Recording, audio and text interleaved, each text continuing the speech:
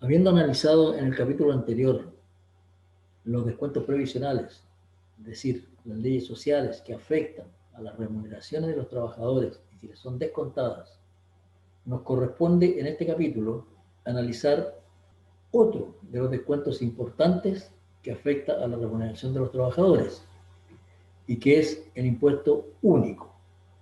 Los voy a dejar en este capítulo con una nueva cita célebre de Benjamin Franklin, que es estadista y científico estadounidense.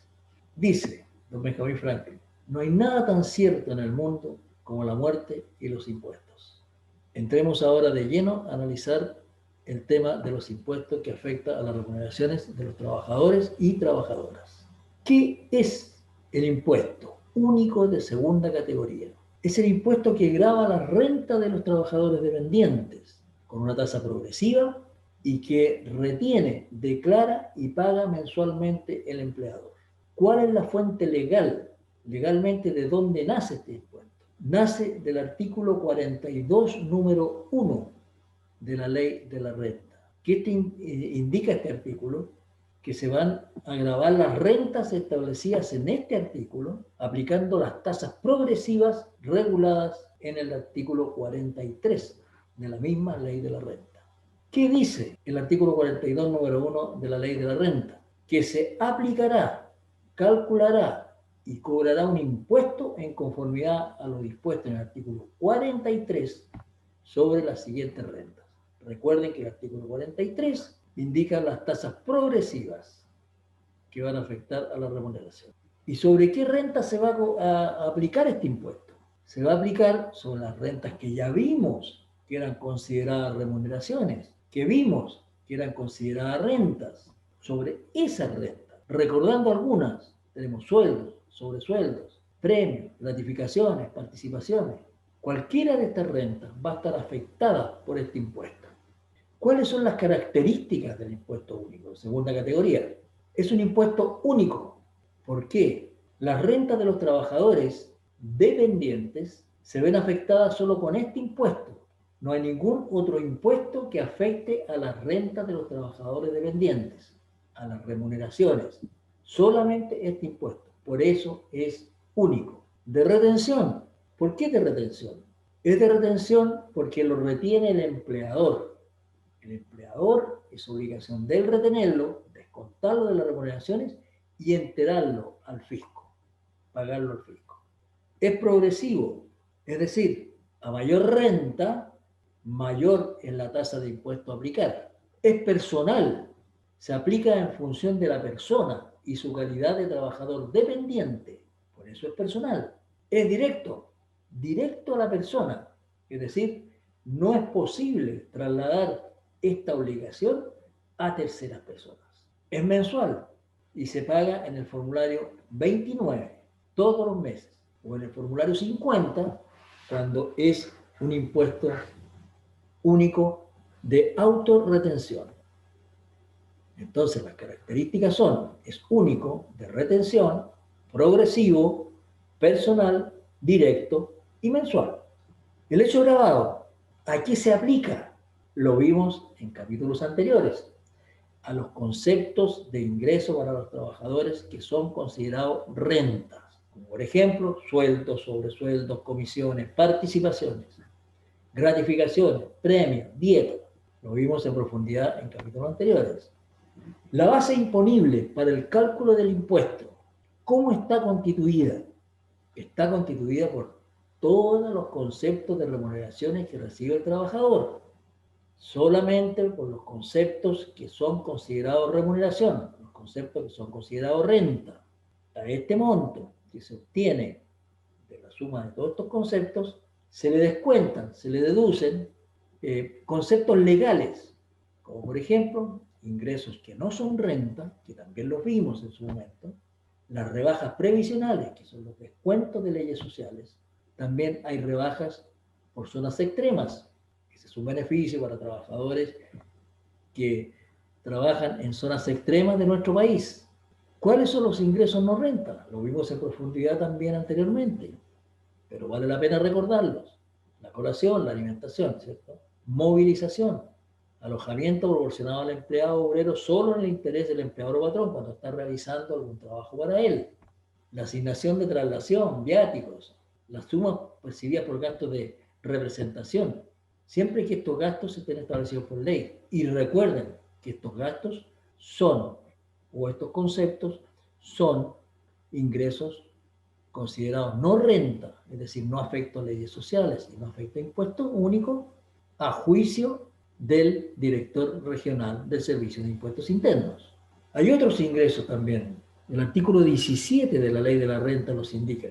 Las pensiones o jubilaciones de fuente extranjera, las cantidades pagadas con motivo de becas de estudio, las pensiones alimenticias que se pagan por ley a determinadas personas, pero únicamente respecto de ellas. ¿Cuáles son las rebajas previsionales? Las rebajas previsionales lo vimos en el capítulo anterior. Son las cotizaciones destinadas al fondo de pensiones, que sería el 10% de la remuneración imponible. Cotizaciones adicionales destinadas al financiamiento de la AFP, que sería la comisión que cobra la AFP por el manejo, por trabajar estos fondos. Y cada una de las AFP lo determina en forma independiente.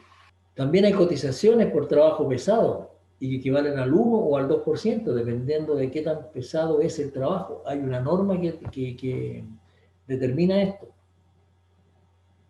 Las cotizaciones voluntarias o APB, también lo vimos. El régimen B, recuerden, el régimen A no se rebaja de la remuneración mensual.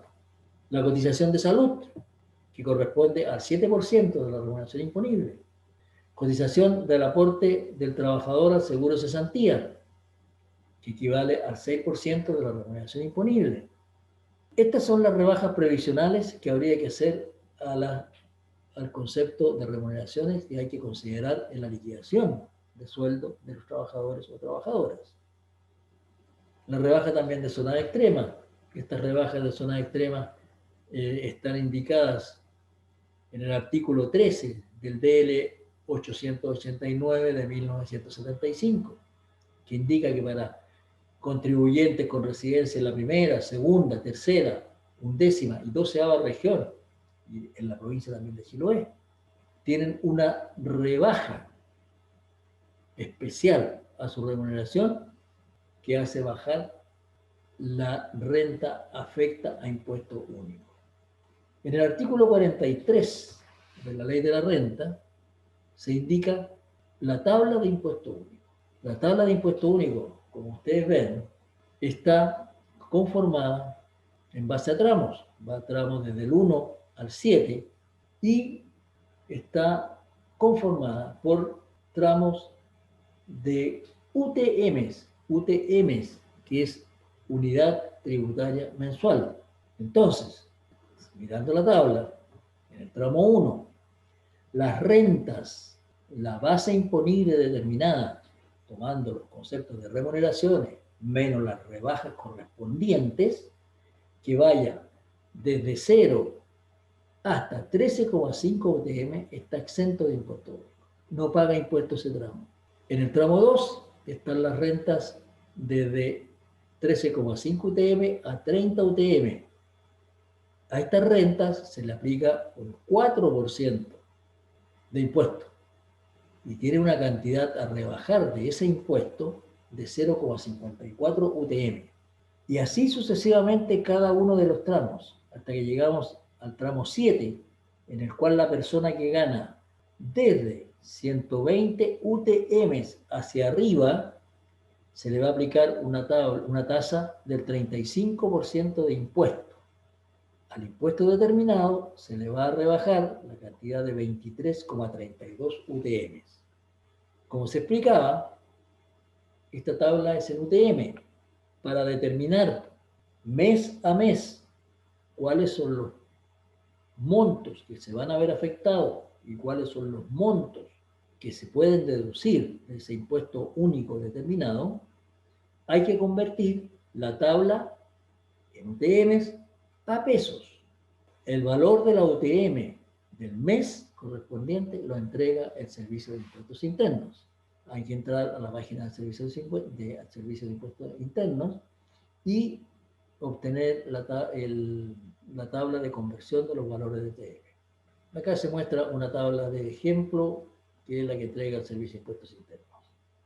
¿Qué conclusiones podemos sacar de este capítulo? Se deduce de este capítulo que todos nuestros ingresos, por concepto de remuneraciones, estarán afectos a un impuesto único en forma directa, independiente de los impuestos que debemos pagar en forma indirecta, por bienes y servicios que adquiramos y o consumamos. Este impuesto único afecta a las remuneraciones de los trabajadores y trabajadoras, pero también independiente de este impuesto, debemos pagar impuestos indirectos, por ejemplo el IVA, el impuesto al valor agregado, por las cosas que consumimos. También podemos concluir que el Servicio de Impuestos Internos tiene implementado todo un proceso para el control de los ingresos por concepto de remuneración de los trabajadores. El Servicio de Impuestos Internos recibe información de los empleadores que tienen la obligación de presentar declaraciones juradas informando cuál ha sido la remuneración mensual de los trabajadores y trabajadoras. Entonces tiene toda esta información en su base de datos. Existen algunos pagos, muy pocos, cada vez menos, que se encuentran exentos de impuestos. Y esos son los ingresos no considerados renta. Entonces tenemos que concluir también que el profesional que trabaje en este proceso debe ser un profesional que domine en forma perfecta el ámbito de los impuestos que afectan a las remuneraciones de los trabajadores y trabajadoras. Hay algunas franquicias tributarias que permitirían en el tiempo inmediato una rebaja en el pago de impuestos por los emolumentos recibidos por concepto de remuneraciones, como por ejemplo los APB o las rebajas de zonas extremas, que en general existe un ámbito de la legislación tributaria que se refiere solamente a los asuntos que afectan a las remuneraciones de los trabajadores. La legislación tributaria analiza, evalúa y controla todos los impuestos que deben pagar las personas y las empresas anualmente, mensualmente, según corresponda. En definitiva, este es un aspecto muy importante en el proceso de cálculo de remuneraciones, para lo cual debemos estar preparados. Vamos a ver ejemplos de cálculo de impuesto único. Vamos a ver ejemplos de cálculo de leyes sociales en nuestros próximos capítulos. Habiendo analizado los conceptos de ingresos en la remuneración de los trabajadores, ingresos que son considerados remuneración, ingresos que no son considerados remuneración, también habiendo analizado los descuentos que afectan a la remuneración de los trabajadores, en nuestro próximo capítulo vamos a empezar a trabajar con estos conceptos y vamos a empezar a llenar, a completar, a hacer, a calcular una liquidación de remuneraciones. Nos vemos en el próximo capítulo.